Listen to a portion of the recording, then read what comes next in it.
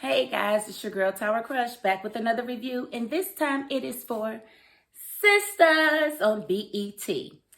Sistas on BET. Okay, if you have not already, please hit my subscribe button. Thank you. And if you don't, you know what? Thank you for just being here. I appreciate you just being here, but let's get into it, baby. Okay. So this episode definitely did it for me. Maybe my favorite episode of the season, and I'm going to tell you why. Okay, so we started out with Gary, and with his milk dud head is, and Andi, with her bobble head is, and they in there, going back and forth, and he asking about the panties, and she like, look, I'm just trying to take a shower. Oh, I get it. You asking me about my panties, not to have sex with me, just to check me for sex. Is that what it is, Gary? Is that what it is, Gary? He's like, no, So she touches him. He stops. He's like, stop. That's because I'm questioning you right now. That's why, Andi. That's why. Lies. And then she gonna tell him that she did have sex and she was in a hotel with a man. He's like, who was he? Who? Why does it matter? If she says she just got some peen, that's all that matters. And so from that, he decided to let her know that he was going to the gym and was going to be there all night. And, he was going to get him some too. And she was like, yeah, right. And so he called the bitch. And the bitch answered. And they was lovey-dovey. Baby, okay. Yeah. And so then she said, ooh, that sounded like me. I think he might be serious. Let me go back and sit. Let me go back and see, Big Bird. I'm going to sit and spin on Big Bird. Just for that. So she get back to the room, right? Baby. Big Bird was not alone. Big Bird had a beautiful woman. She was beautiful. He had a beautiful woman in the room. And he asked Andi, do you want to join us? And she said no. He said sure. She said no. He said sure. She said no. He said have a drink and watch. She said okay. And before we knew it, baby, the first menage I've seen on this show, I would have thought it would have been Karen and Zack and Fatima or something. I said, go, Auntie, go. I was shocked. Normally I don't go for that type of thing, but it was done tastefully. It was very exciting because you could tell that this was her first time. She looked a little lost at first, seemed more comfortable, of course, with Robin and whatnot. So it was very steamy. As far as very steamy. I was like, I cannot believe you, Andi. You went from being a dumb bobblehead to going for yours, going to write your name in it. I don't know what all you did, Andi, but you sure did like it. That's what I was happy about because I was a little afraid because, Andi, she's a little dramatic and whatnot. I'm like, please don't let her wake up and be like me too.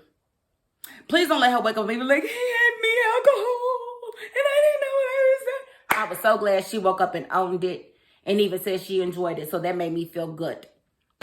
Okay, and so then we go to old Karen and Ann. Pain dry. And she says, I don't deserve you and she don't. But he don't deserve nobody. It's something about him. I don't know what it is about Aaron that I just don't like. But I do like their connection better than the connection that she had with Zack because at least their connection is not as toxic. Really the only toxic part of their relationship is Karen. She's just a toxic individual. So she's going to always do toxic stuff like call another man's name when she's having sex with her boyfriend who has already asked her to marry him, so she, they exchanged I love yous, which was strange because then we got to see Zack and Fatima.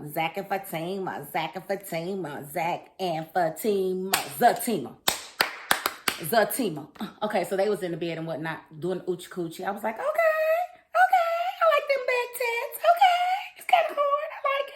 Stuck down. Okay. So, she did let him know that it was a trigger for her thinking about him and his connection with Karen. And, everything that he said is a trigger to her. And, he apologized And she, struggled with it, but she did eventually let him know that she loved him. I love you. Boo. I think I love you. He said, you think? You think? You think? She knows, boo-boo. She know. Boy, she know. And you do too. And he told her. And I was like, oh, look at them having a happy relationship. I like this. I love where it's going. So then we got to see Maurice. Look, I'm going by memory. I don't know if I'm going in order or not. We got to see Maurice at the bank with Sabrina and Calvin. Can't get rid of him for some reason. He in the bank looking all sweet, making a deposit, but staying extra long so that he could see Sabrina, who he does see. And, they exchanged pleasantries, and he asked her to dinner, and she said yes. And she tells Maurice that she thinks she gonna do it. And he was like, you sure you want to do this? And she was like, yes, I'm just gonna see where it leads. He said, what if it leads to his booty hole? I screamed out loud. I said, I'm done with Maurice. He said, what if it leads to his booty hole? I was done. I said, see. But he's only asking the questions we all want to know, so that was funny. Zack coming in having $1.4 million moved into a savings account was funny too, because she wasn't ready for that. And she was meddling again. Why are you meddling?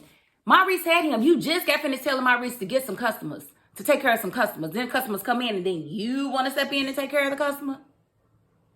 Oh, it's not just because it was a customer. It's because it was your friend's ex-boyfriend and you want to see what was going on. Well, now you see it. $1.4 million into the savings. And he still has about $500,000 in his regular checking account. So what y'all gonna do? What y'all gonna do? What you gonna do? Oh, yeah, she done already told everybody. So everybody damn knows. So, Karen extra mad and salty. So, and that's what he wanted her to do, was to tell her friends how well he's doing.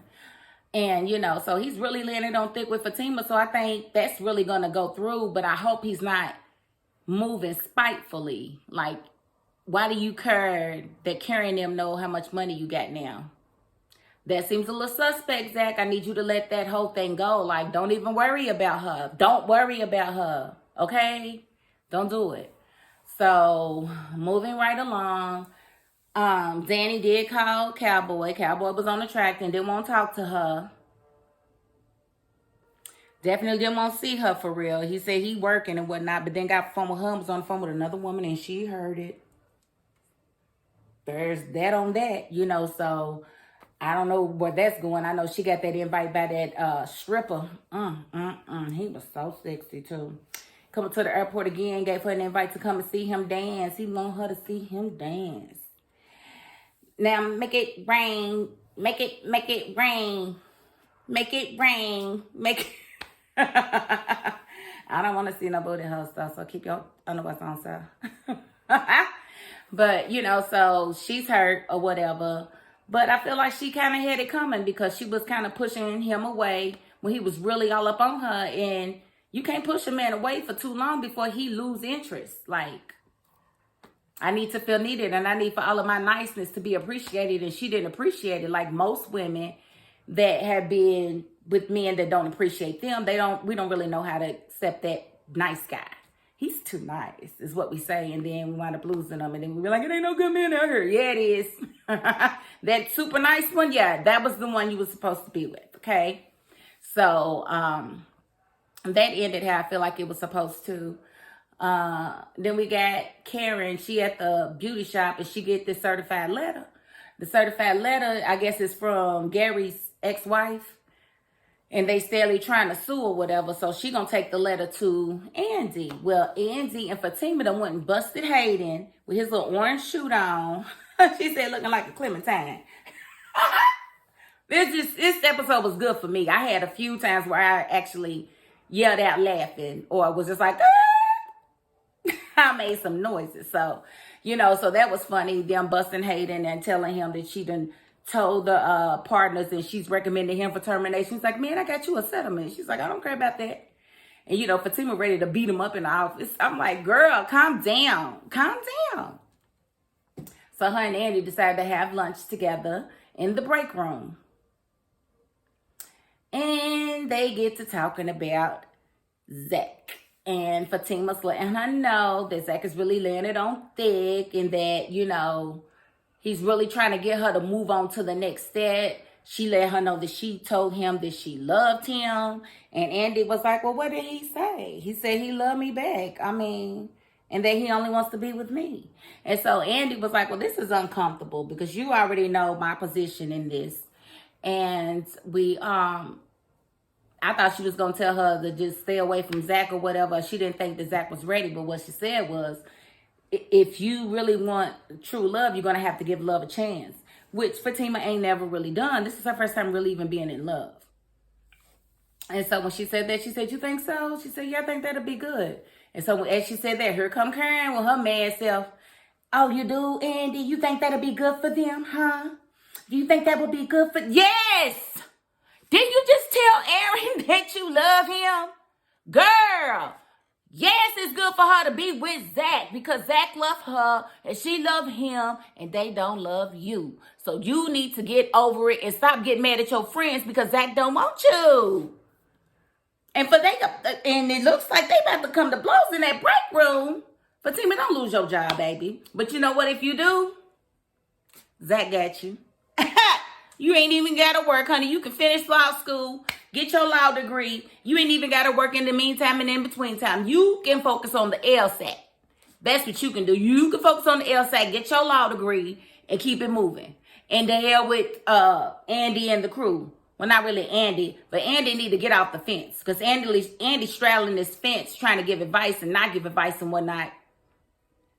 And it's not really working. She's definitely in the middle, exactly in the middle between Fatima and Karen. But it looks like Karen was trying to come at Andi and Fatima kind of was protecting Andi. Like, no, you're not fitting to do her like that, baby.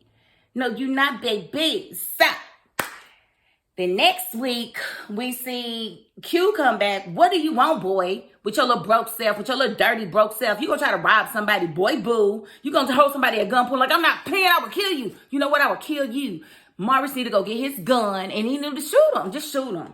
Don't give him no more meat. Don't do that. No, let him go. And Tyler, you need to stop bringing him back. You need to write him off the show because he's done too much and we don't want to see him. Well, at least I don't want to see him. My main focal point for next week is what's going to happen in that break room. What's going to be said, who's lying, who's dying, and who's frying. I have to go, but I cannot wait to see it next week. And I give this episode a big 8.5 out of 10. Woo! In my Ric Flair voice. Again, if you have not, please hit my subscribe button down below. I surely appreciate you. And that is my $5.02. Peace.